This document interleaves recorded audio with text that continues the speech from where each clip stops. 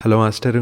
ఏమండే మేడం గారు, ఇవాళ మనం చాలా తేలిగ్గా తయారైపోయే పన్నీర్ పాన్ ఫ్రై గురించి మాట్లాడుకుందాం అండి. పన్నీర్ ముక్కలు మంచిగా నెయ్యిలో వేగి కరకరలాడుతూ సటిల్ మసాలాలతో భలే ఫ్లేవర్ఫుల్ గా ఉంటుందండి. ఈ పన్నీర్ పాన్ ఫ్రై ఉత్త అన్నంలోకే కాకుండా చారులోకి, చపాతీల్లోకి కూడా సూపర్ గా ఉంటుంది. దీనికోసం ఒక 200 గ్రాముల పన్నీర్ ని మీడియం సైజ్ ముక్కలుగా కోసి పెట్టుకోండి. ఇందులోకి ఉప్పు, కారం, పసుపు, ధనియాల పొడి, జీలకర్ర పొడి, చిటికెడు గరం మసాలా, అలాగే అల్లం వెల్లుల్లి ముద్దని వేసుకోండి. ఇందులోకి ఒక చెక్క నిమ్మరసాన్ని పిండుకొని ముక్కలు మునిగేలాగా పెరుగుని వేసుకోండి. ఇంట్లో ఉంటే ఆవ నూనె, లేకుంటే గనక మామూలు నూనెని వేసుకోండి. పన్నీర్ ముక్కలు విరిగిపోకుండా మసాలాలన్నీ పన్నీర్ కి పట్టేలాగా మంచిగా కలుపుకోండి. ఈ కలుపుకున్న మిశ్రమాన్ని ఉన్న సమయాన్ని బట్టి 15 నిమిషాల నుండి గంట వరకు నానబెట్టుకోండి. పన్నీర్ ముక్కలు కరకరలాడటం కోసం వేపుకునే ముందు కొంచెంగా బొంబాయి రవ్వని కలుపుకోండి. చివరిగా కరివేపాకుని వేసుకొని ఒకసారి మంచిగా కలుపుకోండి. ఒక మందపాటి పెనం పైన నెయ్యిని వేసుకొని